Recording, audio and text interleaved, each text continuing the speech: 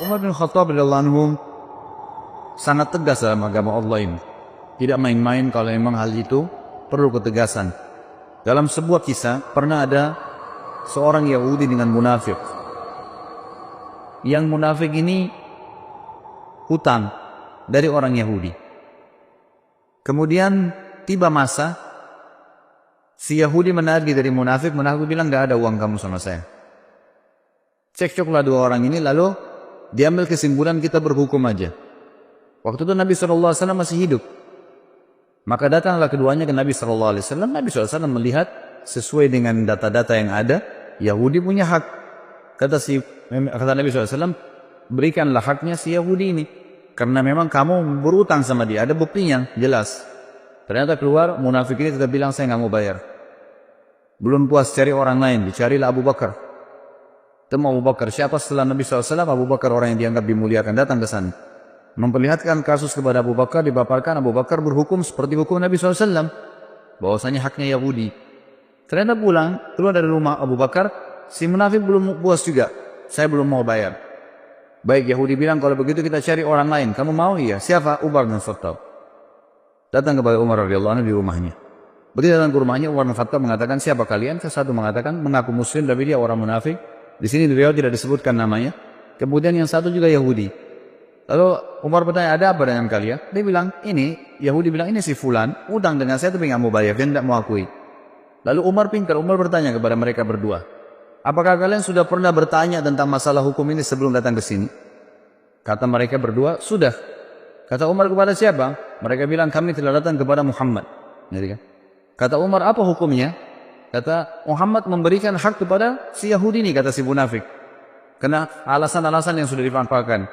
Lalu kalian kemana lagi? Mereka berkata, kami sudah ke Abu Bakar. Apa hukumnya Abu Bakar? Sama saja dengan hukumnya Muhammad SAW. Lalu Umar berkata, untuk apa kalian datang kepada saya? Keduanya mengatakan, kami ingin berhukum. Umar bilang, baiklah, tunggu sebentar. Umar masuk ke dalam mengambil pedang. Kemudian mengejar keduanya, akan menebas keduanya. Dua-duanya lari dari rumahnya Umar. Lalu Umar berkata, apakah kalian sudah berhukum kepada Rasulullah SAW? Masih ragu? Datang ke Abu Bakar lalu masih ragu dan datang kepada saya minta hukum, ini hukum saya. Pedang ini, gitu kan. Jadi beliau tidak main-main dengan hukum, gitu kan. Kalau memang sudah saatnya, saatnya, gitu kan. Seperti itu gambarannya. Dan tentu apa yang akan kita sampaikan, dipaparkan di buku ini, belum semua kisah Umar ternukilkan. Jadi bukan mustahil ikhwah-ikhwah sekalian, kalau anda pernah mendapatkan kisah lain tentang Umar asal riwayatnya sahih, itu tidak ada masalah. Karena cukup banyak riwayat yang dinukil, yang memang belum dinukil sini. Di antaranya ada kisah Umar bin Khattab dengan rahib, seorang pendeta Yahudi yang masuk Islam akhirnya karena sifat Nabi SAW. Dan ini sudah saya sebutkan di bahasan pada saat menjelaskan tentang kelebihan Nabi SAW. Ringkas ceritanya ada seorang Yahudi yang pernah Nabi SAW utang dengannya 20 sak kurma. Satu sak kurma 2,5 kilo. Kemudian Nabi SAW sepakat akan dibayar di waktu tertentu. Ternyata belum tiba waktunya, orang Yahudi itu sudah datang, pendeta itu sudah datang dan langsung berdiri di sebelah Nabi SAW, mencekik leher Nabi dengan sisa kain imamahnya, alaihissalatu wassalam. Lalu orang-orang seperti itu lagi hadir di masjid dan semuanya pada melihat kejadian tersebut. Akhirnya Umar bin Khattab yang ada di depan saf mengatakan, ya Rasulullah, izinkan saya menebas lehernya Yahudi. Lalu Nabi SAW memberikan isyarat untuk duduk Umar. Lalu Nabi SAW dalam kondisi tercekik menanyakan kepada Yahudi, ada apa hai Yahudi? Kata Yahudi ini, bayar hutangmu hai Muhammad. Kata Nabi SAW, kan belum tiba saat waktunya. Dia bilang, tetap saya mau dibayar sekarang. Maka Nabi SAW dalam kondisi duduk tercicik dan Yahudi ini berdiri menarik imamah beliau SAW, berkata kepada Umar, wahai Umar, pergilah ke Baitul Mal dan ambillah 20 sak kurma, bayarkan utang saya dan tambah 20 sak lagi. Kata Umar, ya Rasulullah, 20 sak pertama utang Anda, 20 sak kedua untuk apa? Kata Nabi SAW, itu hukuman karena kau sudah menakut-nakuti dia. Kau tadi sudah mengancam akan menebas lehernya. Artinya Nabi SAW seakan-akan memberikan isyarat, kalau saya masih ada jangan ambil keputusan, gitu kan. Maka Umar pun pergi ke Baitul Mal, meninggalkan Yahudi ini. Yahudi jalan di belakangnya sambil marah dengan Yahudi ini. Tiba di Baitul Mal, Umar bin Khattab menyiapkan 20 sak kurma, diberikan kepada Yahudi itu. Waktu mau disiapkan 20 sak kedua, Yahudi ini bilang, gak usah hai Umar. Kata Umar, kenapa? Dia bilang, Umar, apa kau tahu siapa saya? Kata Umar, saya gak mau tahu siapa kamu. Dalam kondisi marah gitu kan. Langsung dia sebutkan namanya, saya Fulan bin Fulan. Namanya ini kebetulan nama salah satu pendeta Yahudi yang terkenal sudah lama masuk Islam. Kata Umar, saya tanya kamu atas nama Allah, apakah kau dia? Dia bilang iya. Bukankah kau tahu itu adalah Rasulullah SAW? Kata dia, ya saya tahu. Lalu kenapa kau lakukan perbuatan tadi sementara kau tahu adalah Nabi Allah? Kata si Yahudi, hai Umar, apa kau kira saya gila? Saya datang ke masjid kalian, mencekik Nabi dan Raja kalian. Di hadapan kalian, saya sudah siap mati pada saat itu. Karena saya ingin membuktikan satu hal dari Muhammad yang belum saya temukan padanya. Semua ciri kenabian, Nabi terakhir ada pada diri Muhammad. Semua sudah saya temukan. Fisiknya, tempat tinggalnya, nama-namanya, tinggal ada satu belum. Ghalaba hilmuhu ghadabu. Emosinya dikalahkan dengan kasih sayangnya. Dan tadi saya sengaja nagih sebelum waktu, saya sengaja cekik lehernya. Tujuannya untuk memancing emosinya. Ternyata memang kasih sayangnya mengalahkan emosinya. Dan sekarang saya mengucapkan Umar, asyhadu an la ilaha illallah wa anna Muhammad Rasulullah. Ini syahadat orang tersebut di depan Umar radhiyallahu anhu. Ini diantara kisah yang belum dinukil tentunya. Ada juga kisah yang lain, kisah tentang masuk Islam, kisah tentang Umar radhiyallahu anhu zaman khilafahnya. Beliau sempat keliling kota Madinah di malam hari. Kemudian beliau menemukan ada satu laki-laki Badui. Laki-laki Badui ini kebetulan lagi menancapkan tali kemahnya sambil memikatkan dengan tali untahnya. Dan di dalam kemahnya ada suara rintihan perempuan yang sedang menangis. Maka Umar pun lewat dan berkata setelah memberikan salam, wahai laki-laki, hai rajul, bahasa Arabnya, wahai rajul, siapa kamu ini? Dia mengatakan, saya lihat orang musafir dari Badui padang pasir lagi lewat. Malam kemalaman saya lihat ada tanah kosong, saya tebar kemah saya mau menginap di sini. Kata Umar, suara siapa tuh rintihan dalam kemahmu? Dia bilang, sudahlah saudaraku, pergilah, tidak usah campurin itu. Kata Umar, mungkin saya bisa bantu. Kata orang itu suara istri saya yang mau melahirkan, tapi tidak ada yang bantu. Saya nggak tahu bagaimana melahirkan perempuan, dan juga tidak ada wanita yang saya kenal di Madinah bisa minta bantuan, apalagi itu tengah malam. Dan sebagian ulama menukil kisah ini di tahun 23 Hijriah, tahun terakhir Umar radhiyallahu anhu hidup. Dan juga pada saat itu tengah malam, di awal malam, dia itu sekitar jam 12 malam gitu kan. Jam 11, jam 12 malam, yang orang waktu itu sudah tidur semua. Jadi ini Umar bin Khattab sedang mengontrol, mengawasi sendiri. Ringkas cerita adalah Umar bin Khattab lalu berkata kepadanya, maukah kau saya datangkan seorang wanita dari Madinah yang bisa membantu istrimu melahirkan? Dia bilang mau. Perlu jemaah tahu bahwasanya laki-laki Badui ini belum tahu kalau ini Umar bin Khattab, belum tahu kalau ini khalifah. Umar pun radhiyallahu anhu lalu pulang, dia tidak membangunkan penasihat-penasihatnya, atau mungkin dokter, tabib, kalau kita zaman dulu dikatakan dengan istilah tabib, atau orang yang bisa mengobatin, atau bidan mungkin perempuan yang bisa melahirkan. Tidak, dia pulang ke rumahnya, dia bangunkan istrinya. Yang waktu itu istrinya adalah Ummu Kalsum, anaknya Ali radhiyallahu anhu. Lalu berkata Umar bin Khattab, wahai cucunya Rasulullah, apakah kau mau mendapatkan pahala seorang wanita muslimah yang mau melahirkan malam hari nggak ada yang tolong? Ummu Kalsum radhiyallahu anha juga punya iman yang kuat. Anaknya Ali radhiyallahu cucu Nabi SAW. Dia tidak mengatakan, wahai Amir Mu'minin, carilah wanita Ansar yang bisa melahirkan. Tidak. Dia mengatakan dengan jelas dan tegas, tentu saja, saya ingin dapat pahalanya. Kata Umar, siapkanlah persiapan, perlengkapanmu untuk melahirkan dan ikut sama saya. Maka jalanlah pada malam itu, saudaraku sekalian, dua orang, raja muslim dan ratunya. Tidak ada pengawal, tidak ada yang dampingin, dan tidak ada media yang akan mengekspos itu. Karena yang sedang dibantu seorang Badui yang cuma lewat, besok pagi mau pergi lagi. Gak ada yang tahu, tengah malam nih. Ya kita tahu sekarang banyak orang mau melakukan satu perbuatan, kegiatan karena ada eksposnya. Kemudian bisa mengangkat namanya. Sama sekali enggak. Jalanlah keduanya tiba di kemah orang Badui tersebut. Ringkas ceritanya, kata Umar bin Khattab kepada istrinya, masuklah ke kemah dan selesaikan tugasmu. Istrinya pun akhirnya membantu wanita tersebut melahirkan. Gak lama kemudian sementara menunggu tentu Umar bin Khattab ngobrol sama orang Badui ini. Dan orang Badui belum tahu kalau Umar bin Khattab. Ngobrol-ngobrol aja. Seperti biasa. Lalu kemudian terdengar suara bayi dari dalam dan Ummu Kalthum, istri Umar bin Khattab radhiyallahu anhu majma'in, berkata, "Ya Amir Mukminin, wahai pemimpin orang yang beriman." Jadi, hai raja, beritahukan kepada laki-laki di sebelahmu kalau istrinya sudah melahirkan normal.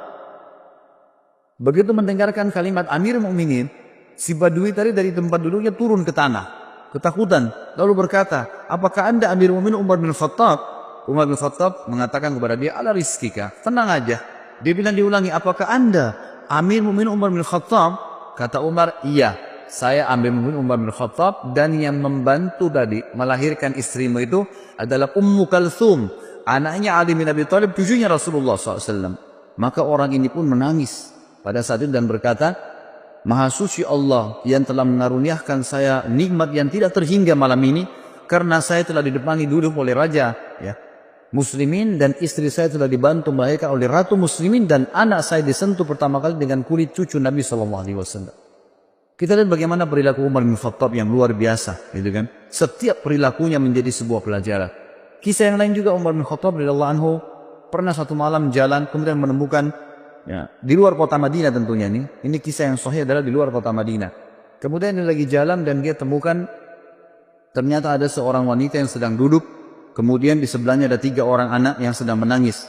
Kemudian Umar bin Khattab pun datang sambil mengatakan, Assalamualaikum wahai pemilik cahaya api itu. Lalu wanita itu menjawab, setelah itu Umar mengatakan, apakah engkau mengizinkan aku mendekat? Kata wanita itu, mendekatlah tapi dengan sopan, kalau enggak pergilah. Kata Umar bin Khattab pada saat mendekat, ada apa? Wahai hamba Allah, dia bilang, dan kenapa anak-anakmu menangis? Dia bilang, saya sudah berapa hari enggak makan, anak saya kelaparan, butuh makanan. Terus apa yang kamu masak di panci? Yang saya masak di panci sebuah batu yang saya masukkan supaya anak-anak saya kira saya masak, dan ini sudah 3 hari berjalan. Sementara Amir Mukminin tidak perhatian kepada kami. Dia tidak tahu kalau ini Umar bin Khattab. Lalu Umar pun berkata kepada temannya, kalau tidak salah itu bersama dengan Ubay bin Ka'ab. Mereka berdua lalu menuju ke Baitul Mal, mengambil kebutuhan muslimin, dipikul. Kemudian Umar berkata, angkatlah ke pundakku. Kata Ubay, biar saya yang angkat Amir Mukminin. Kata Umar, angkat ke pundakku sampai 3 kali. Ubay terus mengatakan, biar saya ambil Mukminin. Kata Umar, apa kau ingin memikul dosaku pada hari kiamat? Maka Ubay pun diam. Lalu pergilah mereka berdua bersama. Lalu Umar bin Khattab, dalam riwayat ini dikatakan meniup panci yang tadinya apinya sudah mulai redam, sampai terlihat asap dan percikan-percikan api berada di antara jenggot beliau. Dan waktu itu Umar bin Khattab memiliki jenggot yang sama Nabi SAW sampai ke dadahnya radhiyallahu anhu. Kemudian beliau meniup-niup di tengah malam, seorang raja meniup api panci untuk memasakkan masyarakatnya. Setelah terbakar api tersebut, lalu Umar bin Khattab mengatakan kepada ibu tersebut, taburilah gandum di atas air. Lalu Umar yang mengaduknya. Terus diaduk sampai menjadi kental, menjadi makanan. Ditaruhlah garam, ditaruhlah segala kebutuhannya. Kemudian setelah itu diberikanlah makan oleh Umar bin Khattab. Dikatakan, berikan saya nampan, dikasih nampan, ditumpah. Kemudian diberikan makan anak-anak tersebut sampai semua kenyang. Setelah kenyang, kata Umar, ambillah ini semua. Lalu ibu tersebut berkata, sungguh demi Allah kau lebih baik daripada Amir Mukminin. Ya tidak tahu kalau ini Umar bin Khattab. Kata Umar, janganlah berkata begitu wali ibu. Kalau kau satu waktu bertemu dengan Amir Mukminin, kau pasti akan menemukan saya ada di sana. Gitu kan? Hanya begitu saja. Lalu Umar bin Khattab memegang tangan Ubay, sama-sama keluar. Kata Ubay, waktu Umar bin Khattab, Amir Mukminin meninggalkan tempat tersebut, lalu dia menyelip di antara semak belukar seperti binatang buas yang sedang mengintai mangsanya. Jadi dia dengan teliti ke arah ibu tadi sama anak-anak itu. Lalu setelah itu dia lihat anak-anak tersebut yang tadinya nangis, tidur, bangun, bermain, ceria, gitu kan. Lalu Umar bin Khattab mengangkat kepalanya, seakan-akan berhenti untuk memata-matai dan berkata, segala puji bagi Allah yang selamatkan saya dari orang-orang ini yang akan menuntut saya pada hari kiamat. Perilaku yang sangat luar biasa dari seorang yang beriman kepada Allah subhanahu wa ta'ala. Dan cukup banyak kisah yang berhubungan dengan hal-hal yang seperti ini. Umar bin Khattab radhiyallahu anhu juga pernah memberikan pelajaran tentang masalah takdir. Sebagaimana didukung dalam banyak riwayat-riwayat sahih, teman-teman yang pegang buku bisa di halaman 276 sampai 277, kisah yang berhubungan dengan masalah itu. Umar bin Khattab radhiyallahu anhu pernah menuju ke negeri Syam, dan di negeri Syam itu ternyata ada satu wilayah yang akan dimasukin, terkenal ada penyakit taun. Ya, sebelum keluar ke negeri Syam, masih dari kota Madinah, gitu kan. Riwayat sahih menjelaskan masih di kota Madinah. Lalu pada saat itu ada seorang panglima perang, Abu Ubaidah bin Jarrah radhiyallahu anhu, yang terkenal juga, salah satu yang terkenal, Amin Hadil Ummah, orang yang paling terpercayanya umat Islam, gitu ya. Waktu itu Umar bin Khattab mengatakan, waktu mau keluar, dikatakan negeri yang Anda mau pergi ini oleh sebagian sahabat ada penyakit taun. Taun itu penyakit yang memang Nabi SAW larang kita masuk ke sana kalau ada penyakit itu. Dan kalau kita sedang ada di satu lokasi yang ada penyakit itu, maka otomatis kita dilarang keluar. Ini khilaf di antara ulama tentang masalah bahasa Indonesia atau penyakit ini. Ada yang mengatakan kusta, ada yang mengatakan menyebutkan beberapa jenis penyakit, tapi saya tidak terlintas sekarang nama-namanya. Ringkas cerita adalah Umar bin Khattab mengatakan, kalau begitu kita urunkan niat dulu, jangan dulu pergi. Lalu Abu Ubaidah radhiyallahu anhu datang mengatakan, wahai Amir Mu'minin, apakah anda lari dari takdirnya Allah? Kata Umar bin Khattab, saya lari dari takdir Allah ke takdir Allah yang lain. Nah, jadi maksudnya di sini, selama masih berhubungan dengan perilaku seorang hamba, perilaku pilihan, makan atau tidak, minum atau tidak, tidur atau tidak, keluar atau tidak, semua itu adalah pilihan ikhtiar, gitu kan? Kalau kita mau keluar ternyata khawatir ada gelap, badai, hujan, panaskah, kita lalu memilih lebih di rumah, berarti kita sedang memilih takdir Allah yang lain. Itu maksud Umar radhiyallahu anhu, kan gitu. Maka Umar mengatakan, saya lari dari takdir Allah kepada takdir Allah yang lain. Lalu Umar berkata, wahai Abu Ubaidah, seandainya yang mengucapkan itu bukan kamu, artinya masa kamu yang bisa mengucapkan seperti itu sementara kamu ini adalah orang yang paling terkenal, gitu kan? Lalu akhirnya Umar bin Khattab pun membiarkan. Dalam riwayat yang lain Abu Ubaidah mengatakan, baiklah saya yang akan pergi ke sana. Maka dia pun berangkat. Umar bin Khattab sempat memeluk Abu Ubaidah, mengetahui ini pasti akhir hidupnya, gitu ya. Pergilah mereka pada saat itu. Yang dalam riwayat ini, tapi riwayat ini mengatakan Abu Ubaidah nggak jadi keluar, tetap aja di Madinah. Dan akhirnya ditunggulah berita. Umar terus menyebarkan berita, siapa yang punya berita tentang taun, penyakit taun dari Nabi SAW. Abdurrahman bin Auf, sahabat Nabi yang lain radhiyallahu anhu, sempat waktu itu tersibukkan dengan beberapa kegiatan. Lalu pada saat dengar orang lagi ngumpul bersama Umar bin Khattab, dia pun datang lalu mengatakan, saya memiliki kabar dari Nabi SAW. Ya, dan ini riwayat disebutkan dalam riwayat Bukhari tentang kisah ini. Dia mengatakan, aku mendengarkan Nabi SAW bersabda, idza sami'tum bihi bi ardin fala tuqaddimu alaih, wa idza waqa'a bi ardin wa antum biha fala takhruju firaran minhu. Jika kalian mendengarkan taun terjadi di satu daerah, maka kalian jangan ke sana. Dan jika kalian bila itu terjadi pada satu kaum, sedangkan kalian berada di dalamnya, maka kalian jangan keluar darinya atau menghindarinya. Maka Umar pun akhirnya bertahmid, mengatakan, alhamdulillah, segala puji bagi Allah yang telah membantu aku untuk mengambil keputusan yang tepat. Juga Bapak Ibu sekalian, ada kisah yang menarik tentang, atau syubhat seringkali kalau Anda baca buku sejarah, Anda temukan tentang ada sering ahli-ahli sejarah Islam juga menulis buku, yang mereka mengatakan Umar bin Khattab tidak menyenangi Khalid bin Walid. Tidak menyenangi Khalid bin Walid. Terbukti Umar bin Khattab melenserkannya dari jabatannya sebagai pimpinan perang. Penulis buku ini meluruskan masalah itu. Beliau mengatakan ini pemahaman yang salah. Umar bin Khattab mencopot Khalid bin Walid dari jabatannya bukan karena Umar bin bencinya. Dan nanti akan beliau katakan bukti. Tetapi Umar bin Khattab sendiri menyebutkan dalam riwayat, ya ini disebutkan dalam Tarikh At-Tabari, ya, disebutkan oleh penulis buku menukil dari situ ya. Beliau mengatakan Umar sempat berkata, sesungguhnya aku tidak mencopot Khalid karena kemarahan atau pengkhianatan, tapi orang-orang telah terfitnah olehnya. Aku khawatir mereka akan disandarkan kepadanya. Maksudnya nanti orang-orang menganggap Khalid bin Walid telah jadi penyebab menang perang. Jadi fitnah, orang sudah tidak bergantung lagi sama Allah. Maka aku copot gara-gara itu. Dalam riwayat lain dijelaskan bahwasanya pernah terdengar oleh Umar bin Khattab Khalid bin Walid ini berkhianat. Beritanya begitu di harta rampasan perang. Lalu Umar bin Khattab dari Madinah mengutus Bilal. Perlu ikhwah dan akhwat sekalian tahu, teman-teman tahu bahwasanya Khalid bin Walid ini dulu pimpinan, ya, tuan Sayyid di Mekah, gitu kan. Dan Bilal adalah seorang budaknya Umayyah bin Khalaf. Ya. Jadi dulu kondisinya tuh secara kejiwaan, ya, orang walaupun sudah masuk Islam, Bilal masih merasa Khalid bin Walid ini dulu tuan, gitu kan, terkenal. Merasa Khalid bin Walid ini dulu tuan, gitu kan, terkenal. Bila Umar ingin menghilangkan perasaan itu dari Bilal dan juga ingin mendidik kaum muslimin tentang sebuah poin penting, tidak ada fanatisme dalam Islam. Maka Umar radhiyallahu anhu mengutus Bilal, mengatakan, wahai Bilal, pergilah ke pasukan muslimin yang dipimpin oleh Khalid bin Walid. Lalu bacakan suratku ini di pada Khalid, sementara Khalid kamu suruh tidur di tanah dan kamu letakkan telapak kakimu di pipinya.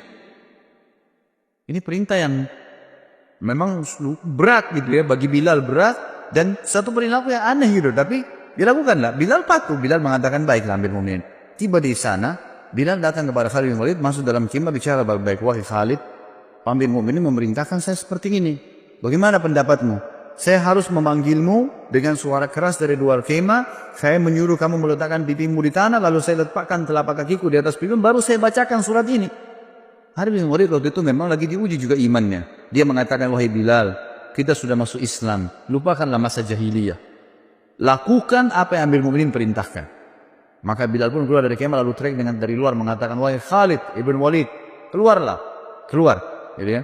Begitu keluar, letakkanlah pipimu di tanah dan aku akan letakkan telapak kakiku di pipimu sebagai perintah dari Amir Mukminin. Semua pasukan lihat. Di pasukan ini banyak orang-orang Quraisy yang tahu kedudukannya Bilal dulu, yang tahu kedudukannya Khalid bin Walid dulu. Ini tuan, ini budak, bekas budak, gitu kan? Lalu Khalid bin Walid mengatakan, letakkanlah kakimu hai Bilal dan jangan ragu. Dan tidak boleh ada yang marah dengan Bilal. Semua orang diam. Bilal pun meletakkan kakinya di atas pipinya Khalid bin Walid dan lagi diletakkan di tanah lalu membaca suratnya Amir Mukminin Umar. Umar berkata, ini surat dari Amir Mukminin kepada pimpinan perang Khalid bin Walid. Telah sampai berita kepada saya bahwasanya kau berkhianat dalam masalah ghanimah dalam rampasan perang. Kalau benar, maka beristighfarlah, bertobat sama Allah dan saya lengserkan kamu dari jabatanmu. Kalau tidak benar, maka kau mengatakan tidak benar sementara Bilal masih menginjak pipimu, gitu kan? Dan saya akan tetap mencopot kau dari kepemimpinan, tetap kau berperang tapi bukan lagi pemimpin, agar tidak ada fitnah yang kena di tengah-tengah muslimin. Maka Khalid bin Walid dalam kondisi terinjak pipinya mengatakan itu tidak benar. Sudah selesai Bilal menyampaikan berita tersebut, tapi dia tetap dicopot dari jabatannya. Tapi di sini kita bisa lihat bagaimana ya Umar bin Khattab radhiyallahu anhu sangat tegas, gitu kan? Tapi bukan berarti beliau benci Khalid bin Walid. Terbukti pada saat beliau meninggal dunia atau akan meninggal dunia, sempat Umar bin Khattab berkata, seandainya Abu Ubaidah masih hidup, karena Abu Ubaidah tadi sudah mati. Ya, dalam beberapa riwayat waktu dia pergi ke tempat yang ada taun, maka aku akan mengangkatnya menjadi penggantiku. Sebab kalau aku ditanya oleh Rabbku hari kiamat, kenapa engkau memilih Abu Ubaidah? Aku akan mengatakan bahwasanya aku mendengar hamba dan kekasihmu Muhammad sallallahu alaihi wasallam bersabda, likulli ummatin amin wa aminu hadhil umma Abu Ubaidah bin Jarrah. Setiap umat memiliki orang kepercayaan dan orang kepercayaan umat ini adalah Abu Ubaidah bin Jarrah. Kalau seandainya Khalid bin Walid masih hidup, ini kata Umar bin Khattab, ini saksi bahasan kita, kemudian pasti aku akan mengangkatnya untuk menjadi penerusku. Dan pada saat aku ditanya oleh Allah hari kiamat, oleh Rabbku, kenapa engkau memilih orang ini? Aku akan mengatakan, karena hamba dan kekasihmu Muhammad SAW telah bersabda, Khalid bin Walid sayfun min suyufillahi sallallahu alal musyrikin. Khalid bin Walid adalah salah satu pedang Allah yang Allah henuskan untuk orang-orang musyrik. Sebagaimana disebutkan di dalam, dinukil dari banyak riwayat-riwayat yang sahih. Bagi riwayat ini, kata menurut penulis ya, ini membantah tentang banyaknya isu yang salah tentang pencopotan Khalid bin Walid dari masalah kepemimpinan. Kemudian kita masuk ke masalah bagaimana Baitul Maqdis dibebaskan di zaman Umar bin Khattab. Umar bin Khattab mengutus pasukan ke Baitul Maqdis, ya, kemudian berperang di sana. Ringkas cerita adalah memenangkan peperangan. Lalu penjaga Baitul Maqdis, salah satu pendeta Nasrani waktu itu, tidak mau memberikan kunci kecuali kepada pemimpin muslimin.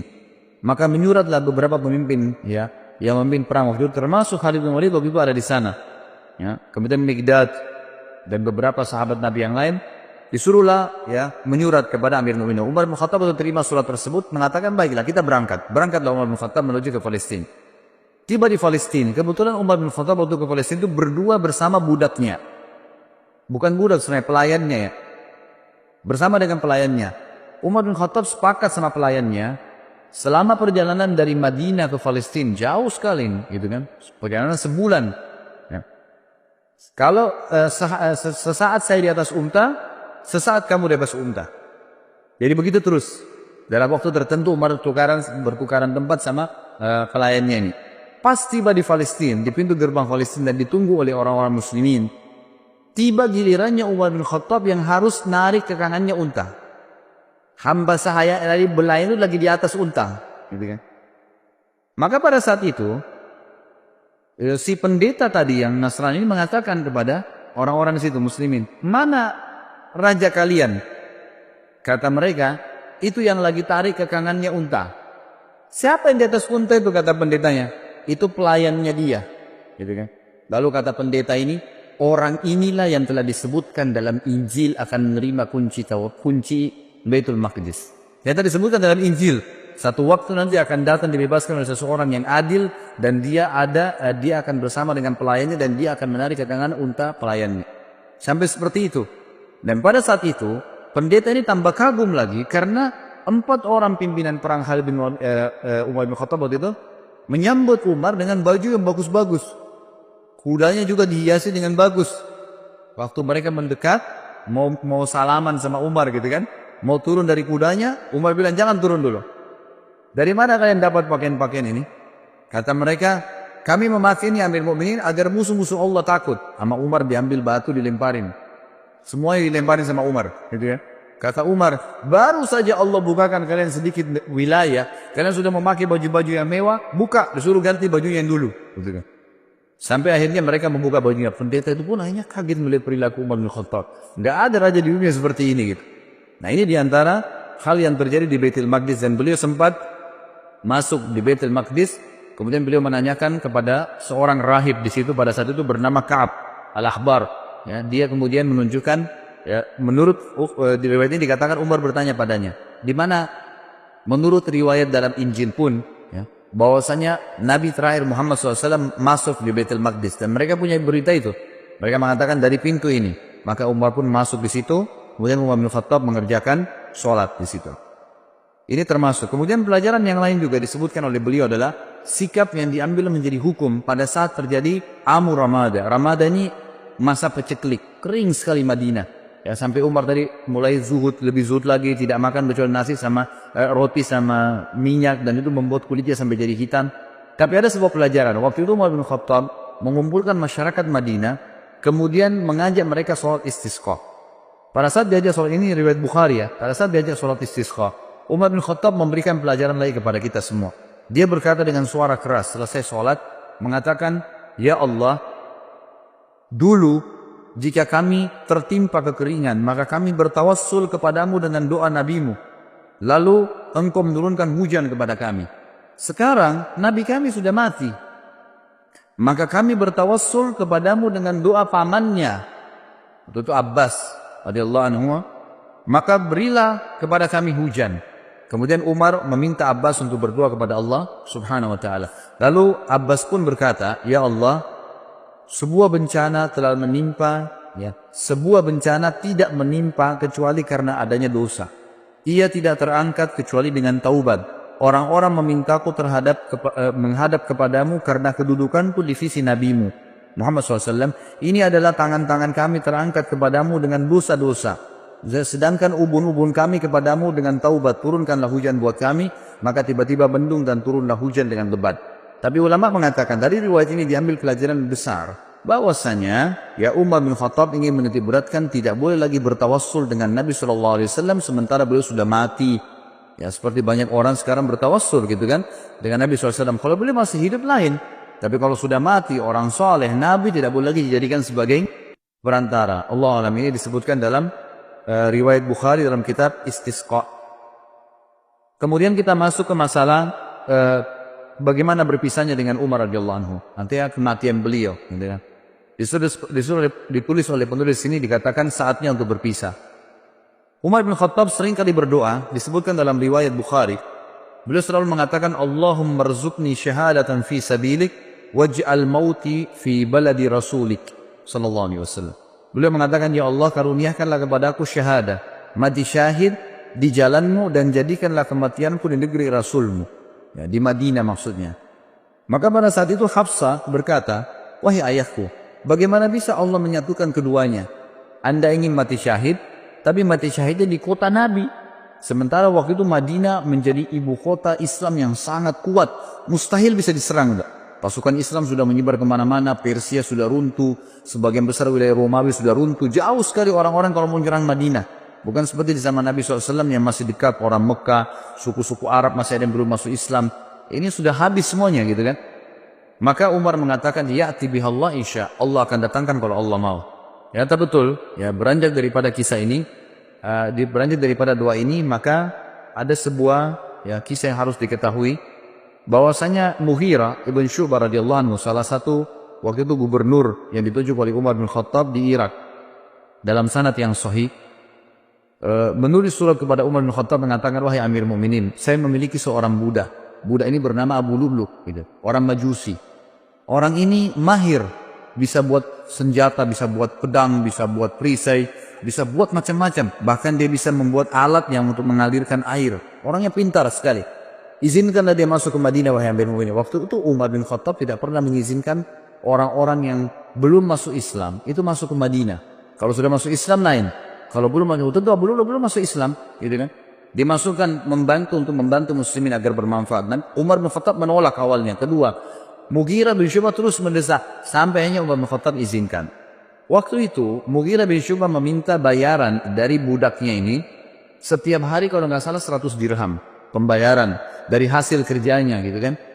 Maka dia pun datang Abu Lu'lu' kepada Umar mengatakan, wahai Amirul Mukminin, ini Mughirah menyiksa saya. Banyak yang diminta 100 dirham, padahal ini kecil untuk hasil dia. Kata Umar, 100 dirham kecil dari pendapatan kamu yang kamu lakukan. Begitu banyak pendapatan yang didapatkan, bisa masuk sampai ribuan dirham dalam sehari. Maka itu kecil sekali. Dia pun akhirnya jengkel dengan Umar bin Khattab dan ini awal masalah. Maka dia pun akhirnya setiap kali ketemu Umar marah. Kesannya kayak marah gitu. Ya, kenapa Umar bin Khattab tidak membela dia? Lalu satu waktu Umar lagi lewat dan berkata, apa yang kamu lakukan? Dia mengatakan, saya sedang mempersiapkan sesuatu, wahai Amirul Mukminin, untuk Anda yang umat Islam tidak akan lupakan. Gitu kan? Orang-orang tidak paham begitu. Lalu Umar bin Khattab berkata kepada orang sekitarnya, kayaknya hamba saya ini sedang mengancam saya. Dia berusaha untuk membunuh saya. Ya, akhirnya dia membuat pisau khusus yang sangat kuat dan bermata dua. Dia pun akhirnya pada saat Umar bin Khattab masuk ke masjid, waktu itu menjelang sholat duhur, dan dia pun menyelip masuk di shaf, dan baru saja Umar bin Khattab takbir sudah ditusuk oleh Abu Lu'lu'. Begitu ditusuk, orang-orang tidak tahu. Terutama di sisi kanan kiri masjid. Tidak ada yang tahu. Yang tahu cuma di belakang ya Umar bin Khattab, dan itu adalah Abu Musa al-Ash'ari radhiyallahu anhu ajma'in. Lalu kemudian Umar bin Khattab tertusuk dan sempat terdengar suara mengatakan, Umar mengatakan, aku telah dibunuh oleh anjingnya Majus. Maksudnya si Abu Lu'lu' itu. Lalu Umar bin Khattab jatuh dan Abu Musa yang mendekati Umar, lalu Umar memegang tangannya sambil berkata, ya lanjutkanlah sholat wahai Abu Musa, jadi imamlah kamu. Kemudian Abu Lu'lu' ini karena panik dan di sekitar Umar yang di saf-saf yang dekat tahu kalau dia sedang menusuk, maka dia berusaha menusuk semua orang yang di sekitar dia sampai dia melukai 13 orang. Dan 3 orang sempat mati terbunuh bersama Umar, tentunya mati syahid nanti berempat, gitu kan? Tapi 3 orang ini mati di masjid, yang 10 orang luka parah gitu. Nah pada saat ada kejadian tersebut, sahabat sudah tahu kalau ini orang membunuh Amir Mu'minin, menusuk, maka dia melemparkan jubahnya ke arah wajahnya sehingga tidak melihat dan dikeroyokin. Pada saat itu dia tahu dia akan mati, lalu dia mengambil pisau tersebut dan menusukkan ke lehernya sendiri. Meninggallah Abu Lu'lu' ini, dalam kisah sahih ini disebutkan. Dan ini yang luar biasanya, semoga Allah berikan hidayah ya, kita tetap masih mendoakan. Di Iran sekarang ini, dibangun sebuah kuburan, dinamakan kuburannya Abu Lu'lu'. Ya, dan dianggap Abu Lu'lu' seorang pahlawan orang-orang Syiah, itu karena berhasil membunuh Umar bin Khattab radhiyallahu anhu. Ini luar biasa. Ya, pembunuh Amir Mu'minin yang terkenal dengan kesolehannya, jaminan surga dari Nabi SAW, berapa banyak hadis yang kita sebutkan. Lalu mereka bangga dan pernah saya punya cuplikannya dalam bahasa Arab. Mereka melanturkan bahasa Arab, orang-orang Persia itu mengatakan, artinya begini, ya Allah bangkitkanlah kami bersama pejuang Abu Lu'lu' di hari kiamat, na'udzubillah. Berarti termasuk bersama-sama di neraka, karena berhasil membunuh Umar yang mereka anggap orang kafir. Ini berbahaya sekali, subhanallah. Jadi begitu kisahnya. Maka Umar pun akhirnya sakit parah pada saat itu. Kisahnya panjang lebar, saya ringkaskan. Umar pun akhirnya sakit parah pada saat itu. Kemudian Umar bin Khattab berkata kepada Abu Musa al-Ash'ari, coba lihat siapa yang menusuk saya. Waktu itu mereka belum tahu, masih simpang siur beritanya, gitu kan. Sahabat-sahabat di kiri kanan saf masih mengatakan subhanallah, subhanallah. Mereka nggak tahu karena suara Umar tiba-tiba hilang. Maka pada saat itulah Abu Musa meninjau mengatakan, yang membunuh anda adalah budaknya Mughirah bin Syu'bah, Abu Lu'lu'. Maka Umar pun mengatakan, semoga Allah membunuhnya. Kata Abu Musa, sudah mati Amir Mu'minin, dia bunuh dirinya sendiri. Lalu kemudian Umar bin Khattab ternyata tusukannya sangat keras. Dari belakang, di sisi kanan perut, itu saking tajamnya pisau itu dan tebal, gitu kan.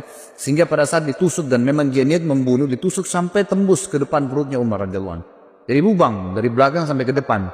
Dan pada saat itu beberapa sahabat dan tabi'in sempat membawakan minuman kepada Umar bin Khattab. Ada yang membawa air kismis, ada yang membawa juga susu unta. Dan pada saat diminum, maka keluar dari sisi lubang perutnya.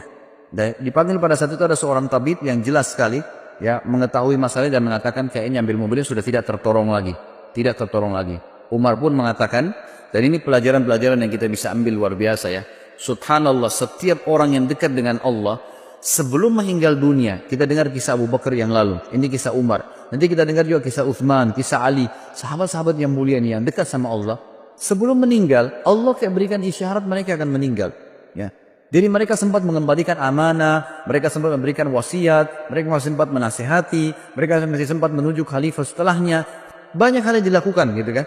Termasuk Umar bin Khattab. Umar bin Khattab akhirnya berbicara, kalau saya mati, gitu kan, maka kuburkanlah saya, ya. Dan mintalah, dipanggil Abdullah bin Umar, mintalah kepada Ummul Mukminin Aisyah. Minta kepada Aisyah agar Aisyah mengizinkan aku dikuburkan bersama dua sahabatku, Rasulullah SAW dan Abu Bakar. Maka Abdullah bin Umar pun mengatakan, saya masuk ke rumah Aisyah dan mengatakan, wahai Amirul Mukminin, Umar mengirim salam dan meminta izin untuk dikubur. Aisyah pun menangis mendengar berita Umar lalu berkata, semestinya aku berharap itu tempatku, aku dikuburkan di situ. Tapi aku akan izinkan untuknya. Waktu kembali Abdullah bin Umar kepada ayahnya Umar bin Khattab radhiyallahu anhu majma'in, Umar berkata waktu disampaikan, apa beritamu? Abdullah bin Umar mengatakan, Ummul Mukminin mengizinkan. Kata Umar, segala puji bagi Allah yang menerima doa ini. Tapi pada saat saya sudah jadi jenazah, jadi sudah tahu kalau mau mati, sebelum saya dimasukkan ke dalam rumah Aisyah, tetap minta izin dulu. Kalau Aisyah mengizinkan Ummul Mukminin, kuburkan saya bersama Abu Bakar dan Rasulullah SAW. Tapi kalau tidak, kuburkan saya di pemakaman kaum muslimin umumnya. Gitu kan? Begitu penyampaiannya.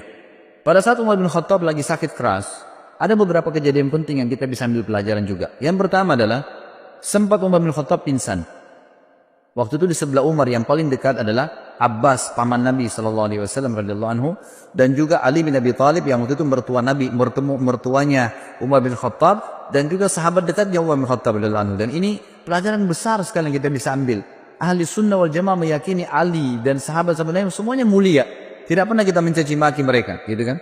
Beda dengan kaum Syiah yang terus-menerus mencaci maki sahabat. Jadi berbahaya sekali, gitu. Ini bisa sampai pada tingkat kekufuran mereka, apalagi mengkafirkan sahabat. Sabda Nabi SAW, siapa yang mengatakan kufur kepada saudaranya muslim, maka itu akan kembali kepada salah satu di antara mereka, siapa yang lebih berhak, ya, pengucapnya atau penerimanya.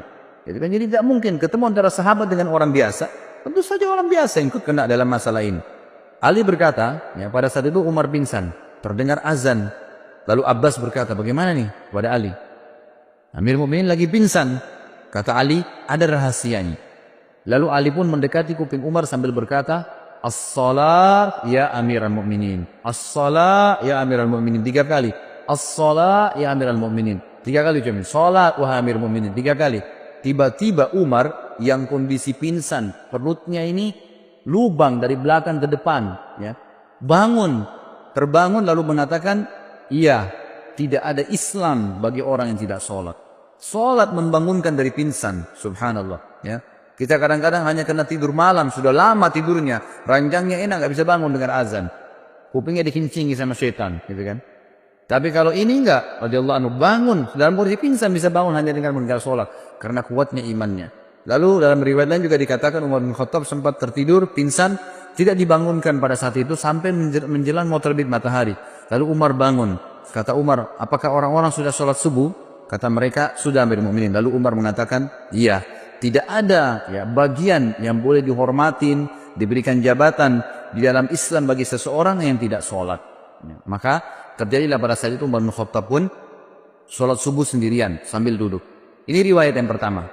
Riwayat yang kedua, pada saat beliau sakit keras, maka datanglah orang-orang yang mendoakan, mengatakan Amirul Mukminin, Anda adalah utusan, Anda adalah pendamping Rasulullah SAW, Anda ini dipuji-pujilah Umar bin Khattab. Mereka selalu menepis, jangan katakan itu, terus begitu. Sampai ada seorang anak laki-laki berkata, wahai Amirul Mukminin, bergembiralah dengan berita gembira dari Allah kepadamu, persahabatanmu dengan Rasulullah SAW. Itu sudah satu nilai. Perjuanganmu ya, perjuanganmu dalam Islam yang telah engkau ketahui. Kemudian engkau memimpin dengan adil, kemudian engkau meraih syahadah, mati syahid sekarang. Lalu Umar menjawab, aku berharap semua itu tidak ada sambutannya denganku. Artinya jangan sampai aku merasa bangga dengan itu. Lalu ya untuknya beliau mengatakan, dan akhirnya aku lepas dari tanggung jawabku, atau aku akhirnya tetap bertanggung jawab dengan dosa-dosa yang aku lakukan. Lalu pada saat anak muda itu mau keluar, ternyata anak muda ini bajunya menutupi mata kakinya. Dan ini riwayat jarang sekali disebutkan. Sebenarnya riwayat ini riwayat sahih ya, yang menyebutkan tentang dilarangnya laki-laki untuk isbal, menutup mata kakinya dengan celananya, dengan pakaiannya. Ini masuk dalam bab isbal sebenarnya. Lalu Umar melihat ternyata sarungnya, pakaiannya laki-laki anak muda itu menyentuh tanah, menutup mata kakinya. Lalu Umar berkata, panggil anak muda itu ke sini. Dipanggil kembali. Lalu Umar dalam kondisi sudah mau meninggal, lemah, masih bisa menasihatin orang lain. Apa yang dia katakan? Ya ibna akhi, irfa' thawbak, fa innahu abqa li thawmik wa atqa li rabbik. Wahai keponakanku, ya, biasanya orang dalam agama kita ini, kalau ada seseorang anak muslim lebih muda, ya, kita bisa mengatakan wahai anak saudaraku. Kalau kita biasa mengatakan keponakan, karena ayahnya kan saudara kita dalam Islam. Ya, biasa dikatakan gitu, ya ibna akhi, gitu kan. Angkatlah pakaianmu, karena itu akan lebih awet bagi pakaianmu, tidak mudah kotor, ya, tidak bisa menjatuhkan kamu, karena kalau panjang bisa menjatuhkan, bisa keinjak dan seterusnya. Dan itu lebih bertakwa kepada Rabbmu. Kemudian Ibnu Abbas berkata, aku berkata kepada Umar, bergembiralah, engkau akan meraih surga. Sungguh engkau telah menyertai Rasulullah dalam waktu yang lama. Engkau memegang urusan orang-orang beriman. Engkau bersikap tegas dalam menunaikan amanah. Umar berkata, adapun berita gembira surga yang engkau katakan kepadaku, demi Allah, seandainya aku mempunyai dunia dengan segala isinya, aku akan menjadikannya sebagai tebusan untuk menghadapi ketakutan besar yang ada di hadapanku sebelum aku mengetahui berita itu.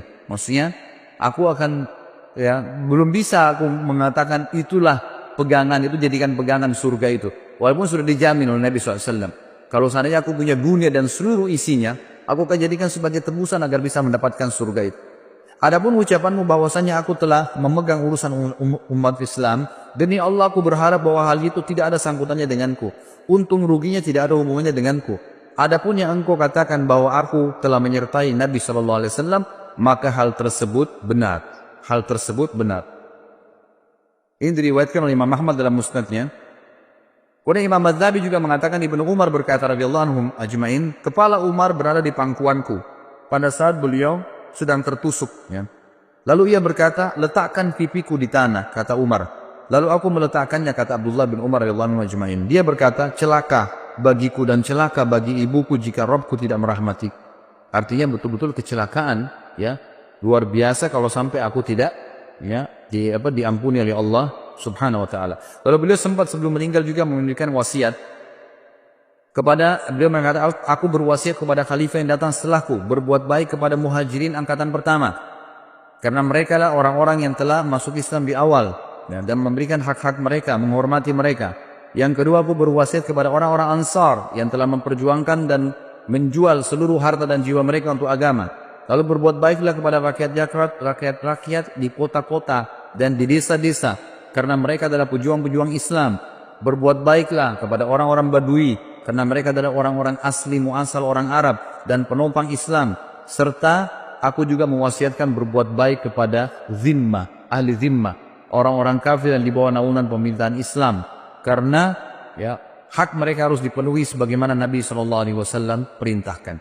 Ada beberapa pujian sahabat-sahabat, ya, yang kita akan sebutkan poin-poinnya sebelum disebutkan kematian beliau radhiyallahu anhu kepada Umar bin Khattab. Dan ini pada saat menjelang Umar bin Khattab sakarat dan meninggal dunia. Dan beliau meninggal disebutkan dalam banyak athar sangat muda. Tiba-tiba saja beliau setelah memberikan wasiat tadi tentang khalifah setelahnya, lalu beliau menutupkan mata dan beliau meninggal dunia. Seketika pada saat itu. Tidak ada sesuatu yang melihat itu berat, susah, nggak ada seperti itu. Lalu pada saat itulah puji-pujian harum dari para sahabat datang kepada beliau. Jadi semenjak mereka lihat Umar sudah mulai melemah, sudah mulai ada puji-pujian yang keluar sampai beliau, ya, dimakamkan.